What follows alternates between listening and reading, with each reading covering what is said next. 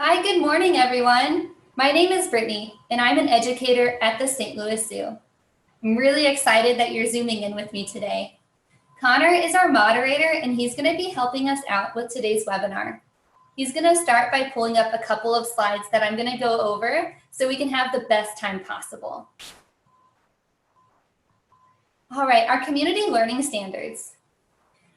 These are just some standards that we want to abide by and we want to follow so we can all have a really awesome time together. And they state, I will be friendly and respectful of others in my interactions in the chat box. I will use the question and answer box for relevant and appropriate questions. I will use the chat box to respond and interact in regards to the webinar topic. And I understand that if the moderator of the webinar has asked me to alter my behavior in the chat, I may be removed from the webinar. All right, and some things to check off before we get started. Please go ahead in the chat box.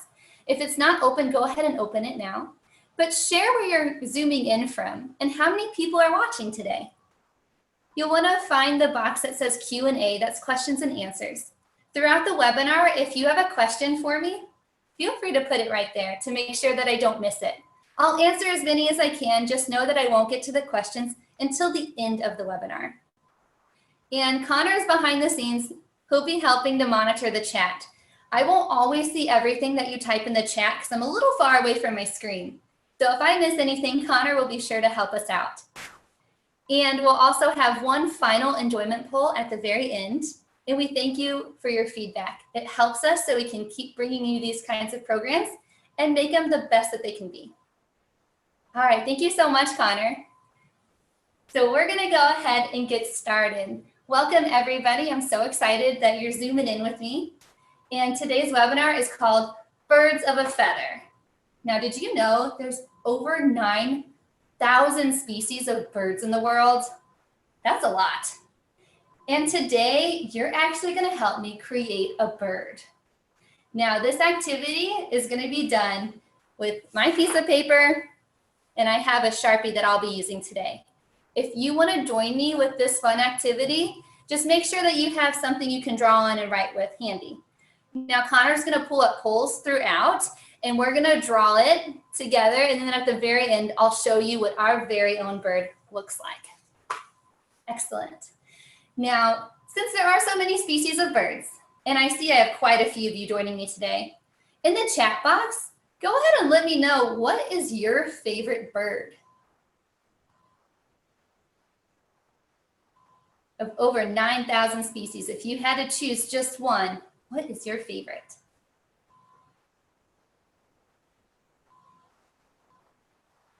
Ooh, kingfisher, cardinals. Oh, we have a few cardinals. Robins.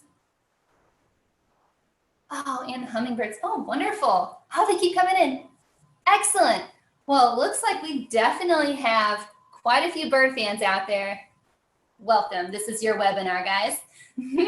We are going to be talking about some different features. So scientists group animals based on their characteristics or features. And birds are no different. We're going to talk about the different features that they have, observe some biofacts. So you'll see some items over here. And I'll maybe move the screen down a little bit. That's better. Excellent. So we have some items here that we're going to be looking at too. And occasionally you might see me get really close to the screen like this. I'm just doing that so I can read your chat box messages a little bit more clearly. Excellent. Now we're going to start with a couple things that make a bird a bird. The first thing has to do with bones. Now scientists use a word to group certain animals. And I'm going to teach you this word. This word is vertebrate. Maybe you've heard of this word, maybe it's brand new. So we're going to say it together. Are you ready? Vertebrate. A vertebrate is any animal that has a backbone. And if you want to test this out, go ahead and take your hand, feel right in the middle of your back. You should feel your backbone. So we are also a vertebrate. Now I have a skeleton of a pigeon here to show you. I'm going to move this piece of paper. Sometimes the light gets really bright. So you can see the backbone of this bird. Now the backbone's going to look a little different than ours, but they still have one. Something else that we share in common with birds is we are warm-blooded. Now, warm-blooded doesn't have to do necessarily with your blood being warm, but it has to do with that your body controls the temperature. So no matter if it's really hot or cold outside, if you have a thermometer in your mouth, your temperature should be the same. Think about if you're outside in the summertime and you're running and you're having so much fun and it's really, really hot and really sunny. Sometimes your body wants to cool off and it'll actually start to sweat. Now, do you tell your body to start sweating? No, it just does it automatically. So warm-blooded animals like us and birds, our temperature is controlled with our bodies. Excellent. Now, those are just two characteristics that make a bird. But what are some other features that you can think of? What makes a bird a bird? Go ahead and type it into our chat box now. What makes a bird a bird? Wings. Oh, I see feathers. Beaks. Hollow bones. Excellent. Yes. Feet, feathers. Perfect. You guys got it. Got a lot of bird fans today. We're going to be going through I think we're going to go through just about all of those characteristics today. Excellent. We're going to start with when birds are really young. So our birds hatch from eggs. Now, eggs can be many different colors and sizes. Here are a couple examples. So if you're a bird, you hatch from an egg. They can have spots or just be white. Now, one of my favorite eggs are robin's eggs because they're such a bright blue. But I have one more egg to share with you. This is a large one. If you think you know what kind of bird laid this egg, go ahead and type it into the box. And this is a real egg. The other two I shared with you are models, but this one's real. All right, excellent. It's definitely a big bird. And this one is from an ostrich. And it makes sense because since they're so large, their babies are large, and the egg has to be really strong so when it's being incubated or laid on to stay warm, it doesn't crack. And a lot of you mentioned another feature of birds, feathers. And I have some example feathers over here I want to share with you today too. So their body covering are feathers. And they come in so many different styles and colors, spots, stripes. They can help keep birds warm, camouflage like this brown turkey feather here, maybe standing out to attract a friend.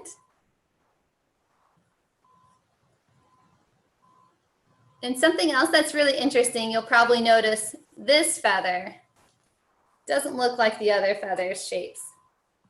This feather is from an ostrich, and since ostrich don't fly, their feathers are a little bit different too. Now we're gonna start creating our bird, and the first thing I'm gonna ask is for us to vote on what kind of feathers our birds will have, what type of feathers. So Connor's gonna pull up a poll, and they can be fluffy feathers, so a bird that can't fly, maybe flying feathers, maybe a little bit of both, or it could be a surprise. So go ahead and take a moment as I put our feathers up. I'll give you a few more seconds to vote. All right, in 3, 2, 1. All right, close the poll.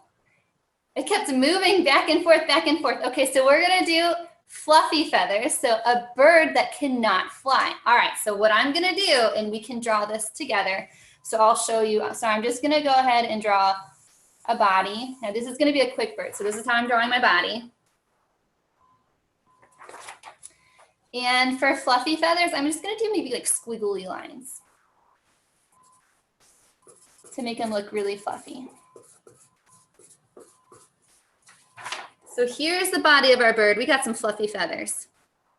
Now, as you draw your bird, you can take more time, but I only have a certain amount of time with you for this webinar, so I'm gonna have to go a little bit more quick. All right, now with those feathers, I mentioned flight, and birds have these really awesome wings. even if they don't fly. And their wings can be helpful if you're swimming, like if you're a penguin. Also for different displays. Sometimes they do different like dances, courtship dances and things with them. Now, I'm not sure if you guys have been sitting all morning or not, but sometimes when Miss Brittany sits for a while, I get what I like to call a case of the wiggles. And I'm gonna share with you a way that I like to get the wiggles out. And it's also gonna help us stretch. So pretend that you have wings and we're gonna stretch our arms, one arm up really high, one arm down really low. So go ahead and stretch. And then we're gonna switch it up and stretch. Now, I'm gonna give us 5 seconds to fly around the room. But before you move, make sure to be respectful of your family member's space. Maybe your grown-ups are working and we don't want to interrupt their work. So we're gonna just, maybe you can do like a little mini fly. Maybe you can fly in your chair, or I like to do spins. So we're gonna do 5 seconds. You ready? Get your wings ready and go. 5, 4, 3, 2, 1. All right, my birds, fly on back, fly on back. Excellent, excellent. Sometimes getting up and doing a little bit of movement can really help our bodies. So make sure to get some movement in today. Now, what color should our bird be? So birds have feathers, wings, hatch from eggs, but now we're gonna talk about color. Connor's gonna pull it up. Now we can have cool colors, which are blues and greens and purples. We can have warm colors, which are gonna be our reds, yellows, oranges. We can do some browns. We can also do a surprise. What color should our bird be? I'll give you guys, let's do 3 more seconds. 3, 2, 1. Oh, okay, awesome. So we got cool colors. So I chose blues, greens, purples. I actually have 2 shades of blue today. And I'm gonna add some wings to this bird. And I'll show you what my wings look like. But again, they're gonna be a little bit fluffy. All right, so we're gonna color this. This is really fun because I have no idea what our bird's gonna look like since we're working together. And it's all up to you guys. So whatever you vote, so I can have an idea about what I think the bird's gonna look like, and it might completely change. I'm going really, really fast. So if you're also making a bird with me, I wonder how fast you can make your bird too. And my purple, the end of the purple pencil actually broke off a little bit. So we won't add any purple to the bird right now, but maybe I'll add some in later. All right, so here's what we have. I have 2 wings. We have some greens, dark blue, light blue, dark blue, kind of mixed it in there. This is really fun, guys. All right, next, we're gonna talk about bird beaks. And their beaks can be really different. We can learn a lot about what they eat by looking at their beaks. And I have an example here. So this is a great horned owl. This is a meat eater. Woo! And let's get that lower jaw back on there. Perfect. So you can see the sharp end of the hook. That's gonna help with tearing pieces of meat into easier to eat bites. This is gonna be a bird that you probably see a lot of. This is a duck skull, and this is a replica model, and it's a really flat bill. And they actually eat both plants and very small animals.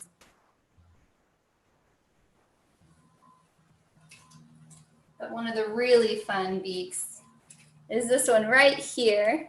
Does anyone know what kind of bird this is from? Go ahead and type it in the chat bar. Where's this bird from? What kind is this beak? Oh, and I see, Hannah, I just saw your message. How do I show my bird? We're gonna have some hashtags and I'll explain all that at the end. Oh, and Connor put that in there too. Excellent. Yeah, wonderful. This is a toucan, and they have a beak that's specially designed for eating fruits. Excellent. All right.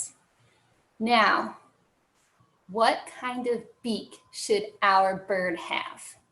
I guess I'm gonna have to also draw a bird head on here too, but we can have a sharp beak, a long thin one that eats nectar, maybe like a hummingbird, flat like a duck, or I can surprise you.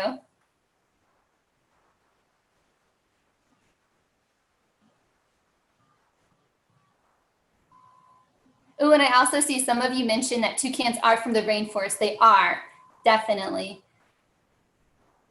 All right, I'll give us maybe 3 more seconds to get our votes in. 3, 2, 1. What bird beak? Ooh, a sharp one.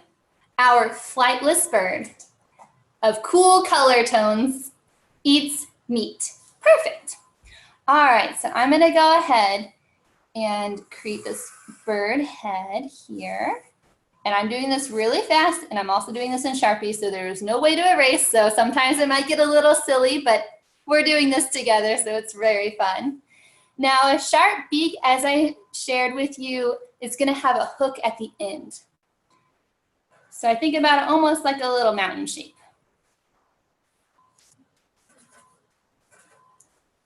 Like an upside down mountain waterfall. That's what I have. So we got a sharper beak here, little hook at the end. I just did a really quick circle, got a little silly right here. I actually like when they're not perfect though. Awesome.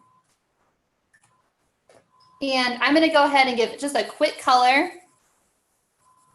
I'm just gonna bring up some of that light blue up above. That way our bird looks a little more uniform. Okay. Well, we have our wings, we have our body, our feathers, our beak. But right now, our bird's kind of missing something down here, right? Yeah, we should probably talk about some bird feet. So feet can look different too, just as different as the feathers and the beaks. Now I have some examples that I actually drew for a bird tutorial. So this is a foot that you would see like on our songbirds. So they have little tiny toe claws on the ends of their toes, and they're really good for grasping twigs and branches. Our raptors, like our hawks, I saw some of you really like eagles.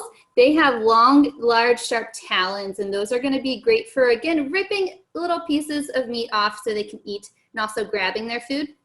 One of my personal favorites though, if you're a bird that likes to be in the water, more than likely you're gonna have webbed feet.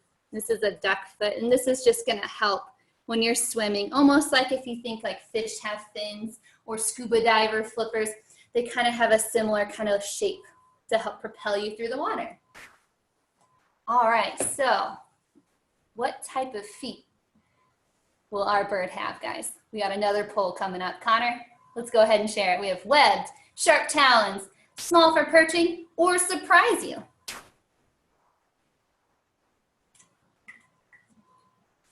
This is so exciting to see what everybody is interested in.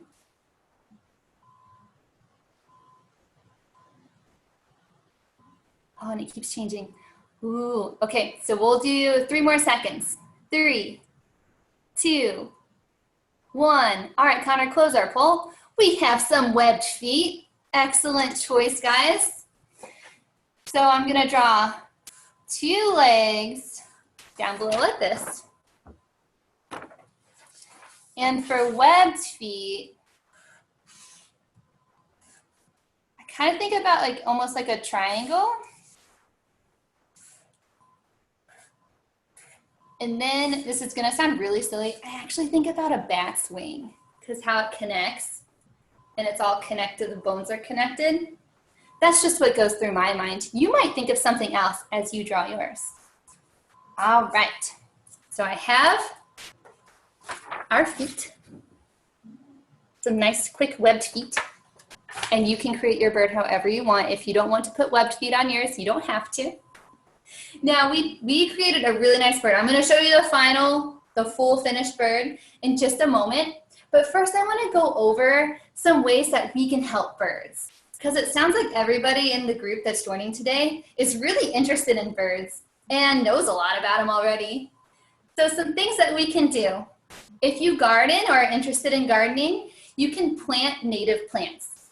Native plants are just plants that naturally grow in the area.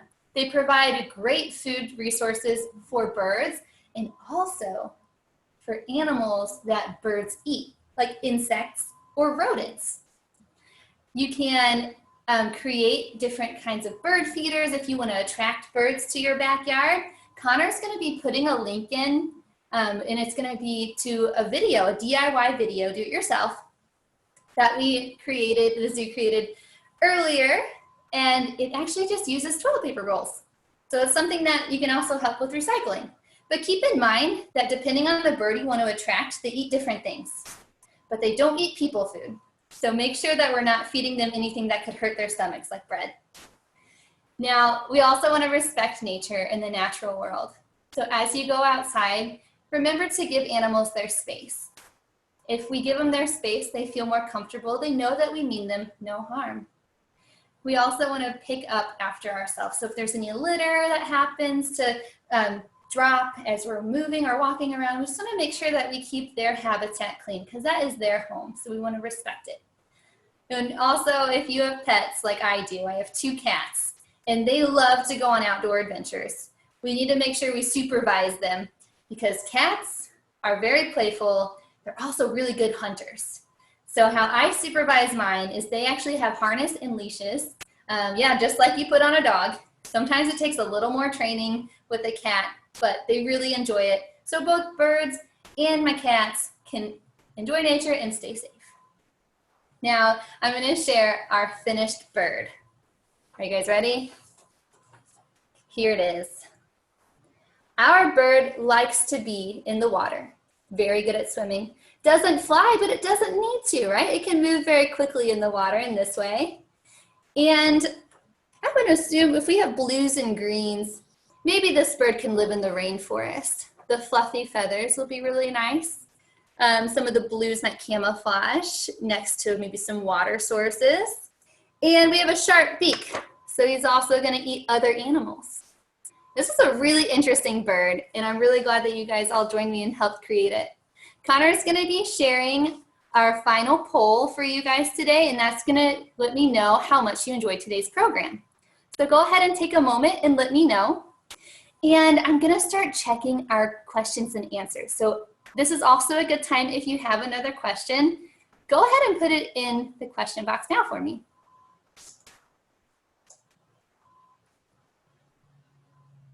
All right. So I have, where did you get the skeleton? Is it from a bird you had at the zoo? That's a great question. So this was actually one that was purchased. So there are some educational organizations that they provide these. And a lot of times, like teachers and even colleges, they use really similar models so we can learn from it. Do owls eat other owls? They actually do. Yes, other birds eat other birds. Usually goes by size. So a lot of our smaller owls get eaten by larger owls. And why are some birds nocturnal? So some birds are nocturnal because that is when their food is available. So they have different, what we call adaptations or other special features that they can see better at night. They might have better hearing as well. And sometimes if you're a nocturnal animal, there's less predators that might eat you, and there's maybe more food that you want to eat that comes out at night too. All right. How many birds are there? So Shay, that's such a great question. So there are different estimates. Scientists kind of go back and forth on it. So we can safely say that there are more than 9,000 species, but we're still discovering more and also figuring out that some birds that we thought were the same, scientists actually figure out sometimes they're different species. So we just continue to learn. All right. I have time for one more question. If I didn't get to your question, I apologize. We only have so much time for the webinar, but let's see. Angela asked, where did you get the bird feathers? Oh, all these bird feathers behind me. Excellent question. So birds will grow feathers and lose them just like we lose our hair and grow our hair. So these are all feathers from the St. Louis Zoo.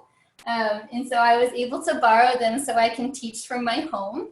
And they're just feathers that dropped off of their bodies, and so keepers will collect them, and then we can use them for education programs. So we would never hurt any animal to get any items that you see up here that I share with you. We're the zoo and we love our animals so much. Great questions, guys.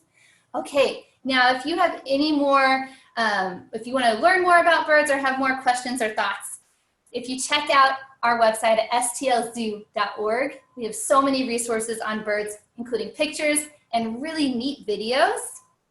And if you did create a bird, I know Connor shared some hashtags in there. It would be so nice to see what you guys created because I'll be checking them and I would love to see if your bird, how it looks maybe similar or probably a lot better and more different than the one that I drew today. Awesome, and tomorrow we'll have a webinar on American Sign Language with Tiffany. So be sure to tune in for that too. We appreciate you tuning in and thinking of the zoo as we're all thinking about you during this time. And I look forward to Zooming with you again real soon. Have a lovely day, everybody.